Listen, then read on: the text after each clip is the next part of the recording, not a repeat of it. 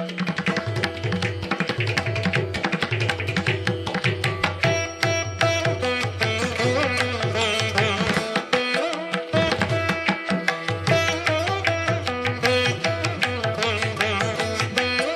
ஆதிமா சிவசக்தி போற்றி. ஓம் ஓம் நமோ நாராயணாய. அனைவருக்கும் வணக்கம்ங்க. உங்கள் அனைவரையும் இந்த 295வது சிறப்பு பதிவு ஜாதகத்தில் சனி பகவான் சஞ்சாரம் அச்சம் தவிர்ப்பது எவ்வாறு மூன் சார்ட் என்னும் சிறப்பு பதிவில் சந்திப்பதில் மிக்க மகிழ்வடைகிறேன். நான் சித்தர் கீதா, மதுரையில் இருக்கிறேன். நான் 17 ஆண்டுகளாக அம்மன் ஆதிமா சக்தி மற்றும் ஆதிசிவன் மூலமாக சைக்கிக் ரேக்கி எனப்படும் உயரக ரேக்கி சிகிச்சையை செய்து வருகிறேன். செய்வது அனைத்தும் அம்மன் தான். சித்தர் என்று கூறப்படுவதும் அவர்கள்தான். நான் அவர்களின் கருவியாவேன். எவ்வாறு செய்து வருகிறேன் என்பதை அறிமுக விளக்கம் என்ற குறு வீடியோ மற்றும் ஆரம்பகால பதிவுகளில் நீங்கள் பார்த்து தெரிந்து கொள்ளலாம். மேலும் சகோதரர் திரு BK சரவணகுமார் அவர்களது சேனலில் என்னுடன் நிகழ்த்திய நேர்காணலிலும் இவை குறித்து விவரமாக கூறியுள்ளேன். அதன் லிங்கானது டிஸ்கிரிப்ஷனில் உள்ளது. தேவைப்படுவோர் அதனையும் பார்த்து தெரிந்து கொள்ளலாம். குமுதம் பக்தி மற்றும் ஆன்மீகம் இதழ்களில் குணப்படுத்திய வியாதிகள் மற்றும் சைக்கிக் ரேக்கி பற்றிய விவரங்கள் விளம்பரங்களில் தொடர்ந்து வந்து கொண்டுள்ளன. இப்போது நாம் பதிவுக்குள் செல்வோம். ஒருவரது ஜாதகத்தில் பிறந்த தினம், நாள், நேரம் வைத்து குறிக்கப்படும் லக்ன குண்டலி எவ்வாறு முக்கியமோ அதே அளவு நிலவின் சஞ்சாரத்தை முதன்மையானதாக வைக்கப்பட்டு அறியப்படும் சந்திர குண்டலி பெரும் பங்கு வகிக்கிறது. இது பலரும் அறிந்திராத ஆனால் அறிந்து கொள்ள வேண்டிய தகவல் ஆகும். அனைவரும் ஜாதகத்தில் சனி பகவான் சஞ்சாரிக்கும் சமயம் 7.5 சனி, அஷ்டம சனி, அர்த்தாஷ்டம சனி மற்றும் கண்டச்சனி வந்தால் அஞ்சுவது வழக்கம். தற்சமயம் வரும் 2026ஆம் ஆண்டு மார்ச் மாதம் 6ஆம் தேதியன்று திருவாக்கிய பஞ்சாங்கத்தின்படி திருநள்ளாறில் சனி பெயர்ச்சி வைபவம் நடைபெற உள்ளது.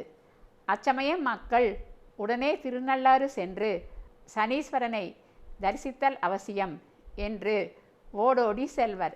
பரிகாரங்கள் செய்வார்கள். ஆனால் முக்கியமாக தர்பாரண்யேஸ்வரராக சுயம்பு லிங்கமாக அங்கு எழுந்தருளி ஆசி நல்கும் சிவனையும் தொடர்ந்து தியாகேசர் மற்றும் பிராணேஸ்வரியாகிய அன்னை ஆதிசக்தியையும் முருகர் விநாயகரையும் வணங்கி ஆசிகள் பெற்ற பின்னரே சனி பகவானை வணங்குதல் நலம் பயக்கும். சனிக்கிழமைகளில்தான் செல்ல வேண்டும் என்றில்லை. அனைத்து நாட்களிலும் வரும் சனி ஹோரையிலும் சென்று வழிபடலாம். நீதிமான் நியாயமான் என்று அனைவராலும் போற்றப்படும் சனி பகவான் பாசபந்தங்களோ வெறுப்பு விருப்புகளோ அற்ற நீதி தவறாதவர். அவர் அனுகிரகம் பெறுவது கடுமையான ஒன்று அல்ல. ஆனால் அவர் தரும் தண்டனைகளுக்கும் கோபம் சாபத்துக்கும் ஆளாவது சுலபம். ஆகையினால்தான் மகான் அகத்தியர் தனது ஜீவனாடியில் தனது ஜோதிட ஞானத்தால் நவகிரக விதிகளையே மாற்றி நாட்டின் பஞ்சம் நீக்கி மழை பொழிய வைத்த மகான் இடைக்காடர் இவை குறித்து கூறுவனவற்றை மக்கள் நலனுக்காக எடுத்துரைத்து உள்ளார். அதற்காக அவர் தேர்ந்தெடுத்த சிறப்பு இடம் குஜராத்தில் உள்ள காளிகா தேவி சக்தி பீடம் ஆகும். அதை அவரது தற்சமய ஜீவனாடி வாசிக்கும் திரு ஜானகிராமன் ஐயா மூலம் கூறியுள்ளார். அவரது தொலைபேசி எண் 8610738411 ஆகும். மகான் அகத்தியரின் உத்தரவின் பேரிலேயே இந்த சக்தி பீடத்திற்கு சென்று வெற்று ஓலைச்சுவடியில் அவர் தானே தோன்றும் எழுத்துக்களை, அதாவது ஜீவனுள்ள நாடியை வாசித்து உள்ளார். மகான் அகத்தியர் எந்த திருத்தலங்களுக்கு மக்கள் அடிக்கடி செல்லவில்லை என்றாலும் பரவாயில்லை, ஆனால் சக்தி பீடங்களுக்கு தவறாது சென்று வழிபடுதல் அவசியம் என்று கூறுகிறார். சக்தி பீடங்களுக்கு செல்ல செல்ல வயோதிகத்தினாலும் வியாதிகளினாலும் ஒருவர் உடலில் உள்ள பழுதான நலிவுற்ற பாகங்கள் கூட நாளடைவில் செயல்பட்டு புதிய சக்திகளும் பொலிவும் பெறும் என்பது அவர் அருள் வாக்காகும். ஜோதிட சாஸ்திரங்கள் பற்றி முழுமையான ஞானம் பெற்ற இடைக்காடர் மதுரை சொக்கநாத பெருமானையும் அன்னை மீனாட்சியையுமே கோவிலை விட்டு வெளியேறச் சொன்னவர். அவர்களும் தவறிழைத்த பாண்டிய மன்னர் அதை உணரும் வண்ணம் வெளியேறி தற்சமயம் மதுரை சிமக்கலில் அமைந்துள்ள ஆதி சொக்கநாதர் கோவிலில் எழுந்தருளினார்கள். அங்கு இடைக்காடர் சன்னதியும் உண்டு. திருவிளையாடல் புராணத்தில் இடைக்காடர் பிணக்கு தீர்த்த 56வது படலம் இது. இவை குறித்து சுருக்கமாக பார்த்துவிட்டு பின்னர் சந்திரகுண்டலிக்கு வருவோம். தொண்டை மண்டலத்தில் உள்ள இடையன் திட்டு தற்சமயம் இடையன் மேடு என்று அழைக்கப்படும் ஊரில் பிறந்த இடைக்காடர் பின்னாளில் சிவகங்கை மாவட்டத்தில் உள்ள இடைக்காட்டூர் என்ற ஊருக்கு வந்து ஆடுகளை மேய்த்து வாழும் இடைத்தொழிலை மேற்கொண்டிருந்தார். மகான் அகத்தியர் சீடன் என்பவன் குருவை தேடி செல்ல வேண்டியதில்லை, தகுதி இருந்தால் குருவே அவரை தேடி வருவார் என்று கூறியதற்கு எடுத்துக்காட்டாக திகழ்ந்தார் இடைக்காடர். ஒருமுறை பள்ளத்தில் விழுந்த ஆட்டுக்குட்டியை உடலில் பலத்த காயங்கள் சிராய்ப்புகள் ஏற்பட்டாலும் இறங்கி காப்பாற்றி மேலே கொண்டு வந்த அவரை பார்த்த வான்வெளி சஞ்சாரம் செய்து கொண்டிருந்த முருகர் அகத்தியரின் பிரதான சீடரும் பழனி நவபாஷான சிலையை செய்தவருமான மகான் போக மகர்ஷி அவர் செயலால் கவரப்பட்டு கீழிறங்கி வர அவரை குருவரகு கஞ்சி ஆட்டுப்பால் தந்து நன்கு தன் குடிலில் வைத்து உபசரித்தார் இடைக்காடர். அவர் பணிவாலும் அன்பாலும் கவரப்பட்டு மகான் போகர், அப்பனே, இதுவரை நான் யாருக்கும் உபதேசிக்காத அனைத்து ஜோதிட சாஸ்திரங்களின் சூட்சுமம், பஞ்சாங்க விதிகள், கிரகங்களின் விதிகள் அனைத்தையும் உனக்கு கற்றுத்தருகிறேன். இவை தக்க காலத்தில் உனக்கு உதவும் என்று தன் ஞான திருஷ்டியில் கண்டு கொண்ட இரகசியங்களை கூறாமல் விடைபெற்று சென்றார். அதன் பின்னர் எந்நேரமும் சிவபூஜையில் ஈடுபட்ட இடைக்காடர் தன் கடுந்தவத்தால் அஷ்டமா சித்துக்களும் கைவரப்பெற்று மாபெரும் சித்தரானார். கிரக நிலவரப்படி நாட்டில் 12 ஆண்டுகள் கழித்து பெரும் பஞ்சம் தோன்ற இருந்தது. உண்ண உணவோ குடிக்க நீரோ கூட கிடைக்காமல் நாட்டில் மக்கள் மடிய நேரிடும் என்பதை உணர்ந்த இடைக்காடர் நல்ல குருவரகு விதைகளை மண்ணுடன் கலந்து ஒரு பெரிய குடிலை அமைத்தார். அவர் வளர்த்த ஆடுகளுக்கு எருக்கஞ்செடிகளை உணவாக கொடுத்து பழக்கி வர அவர் கணிப்பின்படி பஞ்சமும் வந்தது. அப்போது எருக்கஞ்செடி உண்ட ஆடுகள் உடலில் அரிப்பு ஏற்பட சுவரில் உடலை தேய்க்க மணலுடன் குருவரகும் சேர்ந்து கீழே விழுந்தன. அவற்றில் ஒரு கைப்பிடி எடுத்து சமைத்து வந்த அவர் பஞ்சகாலத்திலும் எவ்வித கஷ்டமும் இல்லாமல் செழிப்பாக வாழ்ந்து வந்தார். இது கண்டு வான்வெளி சஞ்சாரம் செய்த நவகிரக நாயகர்கள் 9 பேரும் ஆச்சரியமுற்று கீழிறங்கி வர அவர்களிடம் உண்மையை விளக்கிய அவர் குருவரகு கஞ்சியும் ஆட்டுப்பாலும் கொடுத்து பின் தன் சித்துக்கள் மூலம் அவர்களை ஆழ்ந்த உறக்கத்தில் ஆழ்த்தினார்.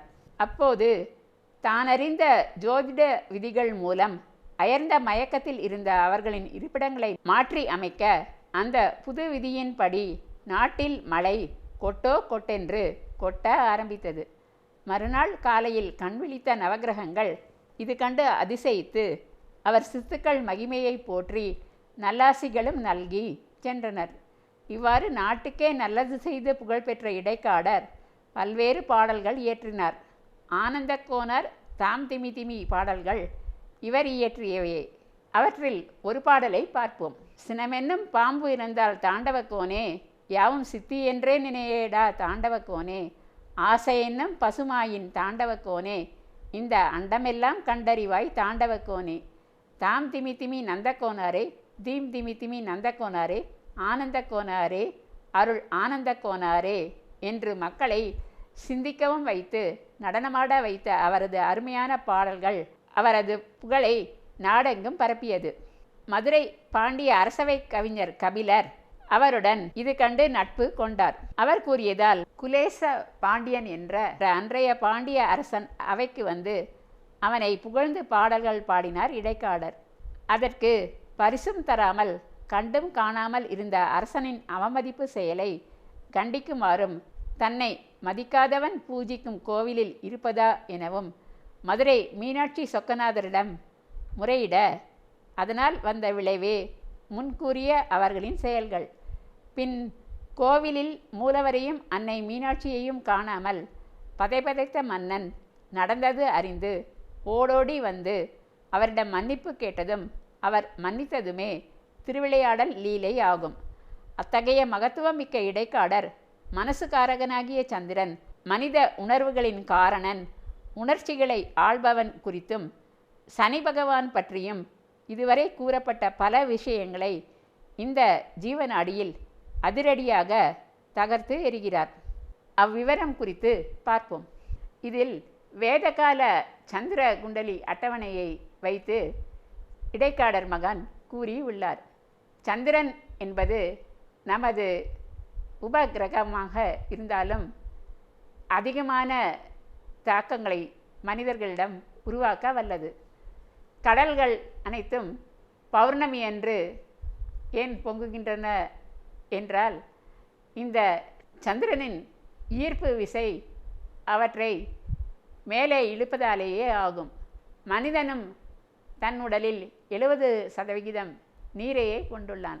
அவனுடைய மனப்போக்கை அதிகமாக பாதிக்கக்கூடியவை சந்திரனின் அதிர்வலைகள். அவனது உணர்ச்சிகளும் எண்ணங்களும் பெரும்பாலும் நிலவின் தன்மையை சார்ந்தே அமைகின்றன. ஜாதகத்தில் சனி பகவான் பற்றி இடைக்காடர் மகான். ஜாதகத்தில் சனி பகவான் 1ஆம் இடம் முதல் 12ஆம் இடம் வரை மாறி மாறி வரும்போது அஞ்சி நடுங்கும் மனிதர்கள் அச்சம் நீக்கி தண்டனைகளில் இருந்து தப்ப எவ்வாறு நடந்து கொள்ள வேண்டும் என்று இடைக்காடர் சித்தர் தெளிவாக எடுத்துரைக்கிறார். அந்த ஞானி கூறுவதை தான் எடுத்துரைப்பதாக அகத்தியர் மகான் தன் ஜீவநாடியில் கூறுவதாவது: உனக்கு இந்த கண்டம் கஷ்டம் சனி இந்த இடத்தில் வருவதால் வர இருக்கிறது என்றதும், அஞ்சி நடுங்கும் மனிதனே, நீதி, நேர்மை தவறாமை, பிற உயிர்களை கொல்லாமை, பொய் சொல்லாமை, பொறாமை குணம் துரத்தல் போன்ற உயரிய குணங்கள் இருந்தால் நீ சனி பகவானுக்கு அஞ்சவே தேவையில்லை. சனி பகவான் 1ஆம் 2ஆம் இடம் வந்துவிட்டால் நல்லது இல்லையாம். ஆனால் 3ஆம் இடம் யோகமாம். இதை மக்கள் பரப்புகிறார்கள். 1ஆம் இடமான தந்தை வீட்டில் இருக்கையில் நீ உன் தகப்பனுக்கு மதிப்பு கொடுத்தால் ஏன் வினை வருகிறது? 2ஆம் இடத்தில் உள்ள தாயை உள்ளபடி வணங்கினால் சொல்லப்படும் தரித்திரம் ஏன் வருகிறது? இவை இரண்டும் சரிவரச் செய்யாத ஒருவனுக்கு சனி எவ்வாறு யோகத்தை தருவான்? ஒரு மனிதனின் குணாதிசயங்களே அவன் கர்மாவை நிர்ணயிக்கிறது. இது விலைமதிப்பற்ற ஜோதிடம் ஆகும். முதல் வீடு சந்திரனுக்கும் 2வது வீடு சூரியனுக்கும் பிற உயிர்களை கொன்று தின்னும் மாமிச உணவு சுத்தமாக ஆகாது. ஜீவகாருண்யமே அவர்கள் மிகவும் விரும்பும் ஒன்று. இதை நீங்கள் கடைபிடிக்கிறீர்களா? இல்லாவிட்டால் அதற்கான விளைவுகளை நீங்கள் எதிர்கொள்ளத்தான் வேண்டும். இதற்கு எந்த வகையிலும் சனி பகவான் காரணம் அல்லர். நமது தவறான வினை பயன்களே தரித்திரத்தை உருவாக்குகின்றது. 2ஆம் இடத்திற்கு வந்தால் மா என்று அழைக்கும் உயிர்களை கொன்று தின்னும் மனிதர்களுக்கு சனி பகவான் நிச்சயம் நல்லது செய்ய மாட்டான். 3வது இடத்துக்கானவன் குரு. மனித வடிவிலான ஒருவனை குருவாக பிடித்தால் தரித்திரமே என்பேன் அப்பனே. இறைவன் ஒருவனே ஏக குரு சத்குரு. இது குறித்து மற்றொரு ஜீவநாடியில் மகான் அகத்தியர் கூறியதை இப்போது கருத்தில் கொள்ள வேண்டும். ஈசன் ஒருவனே தனக்கு எல்லாம் என்ற நிலைக்கு யார் ஒருவன் வந்துவிடுகின்றானோ அவனுக்கு தொல்லைகள் ஏதும் இல்லையப்பா. ஆன்மா உடலை விட்டு பிரியும் சமயம் எதுவும் எண்ணக்கூடாது அப்பனே. நமசிவாய நமசிவாய என்று ஈசனை நினைத்து தியானித்தாலே பிறவிகள் ஏதும் அதன்பின் இல்லையப்பா அந்த ஆன்மாவுக்கு. பற்று என்பதும் பாசம் என்பதும் மனிதன் அறியாமையால் எழுகின்ற குணங்கள் ஆகும் என்கிறார். 4ஆம் இடத்தில் இவை ஏதும் செய்யாதவருக்கு நிச்சயம் கஷ்டங்கள் வரும். கண்டங்கள் எல்லாம் நீங்கள் ஏற்படுத்தி கொண்டவை, சனி பகவான் அல்லன். கை கால் ஊனமுற்ற மனிதர்களுக்கு அப்போது உதவி செய். 5இல் புண்ணியங்களை செய்ய கற்றுக் கொடுக்கும் சனி பகவான் 6இல் வாரி கொடுப்பான். செய்யாதவர்களுக்கு 7இல் பிரச்சனையை ஏற்படுத்துவான்.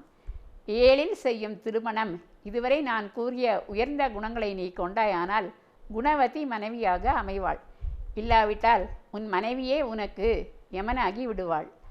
8இல் தரித்திரம், சண்டைகள், சச்சரவுகள் வர முன்கூறிய உபாயங்களை கடைபிடிக்காததே காரணம் என்று இடைக்காடனும் கூறிவிட்டான். அஷ்டதிக்குகளும் அகமகிழ மனிதர்கள் கோச்சாரத்தில் சனி வரும்போது தாராள குணத்துடன் தேடி தேடி பிறருக்கு உதவ வேண்டும்.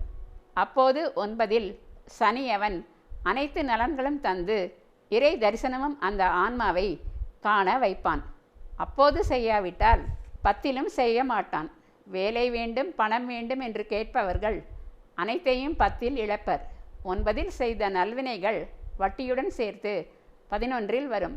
போட்டி பொறாமை இல்லாதிருந்து கொல்லாமை, பிறருக்கு உதவுதல், அனைவரையும் சமமாக எண்ணுதல் போன்ற உயர்ந்த குணங்களை கொண்டவனுக்கு கோச்சாரம் 12க்கு வரும்போது சனி பகவான் இறை ரகசியங்களை கற்பித்து மோட்சகதியும் அளித்து விடுவான். இதை விடுத்து பரிகாரங்கள் பக்கம் சென்றால் அவை ஒன்றும் நடக்காதப்பா. சித்தர்கள் தங்கள் ரகசியங்களை வெளிப்படுத்த சக்தி வாய்ந்த அம்மன் திருத்தலங்களை தேர்ந்தெடுப்பதே அம்மையின் சக்தியை நாடுங்கள், நல்வாழ்க்கையை வாழ்க்கையில் பெறுங்கள், நோய் நொடிகளில் இருந்து உங்களை காத்து கொள்ளுங்கள் என்பதை உணர்த்தத்தான் என்று தனது நீண்ட ஜீவநாடி தொகுப்பை நிறைவு செய்கின்றார் அகத்தியர் மகான். 1000 ஆண்டுகள் பழமையான திருவாக்கிய பஞ்சாங்கப்படி வரும் மார்ச் 6ஆம் தேதி 2026ஆம் ஆண்டு சனிப்பெயர்ச்சியானது திருநள்ளாறில் கொண்டாடப்பெறுகிறது.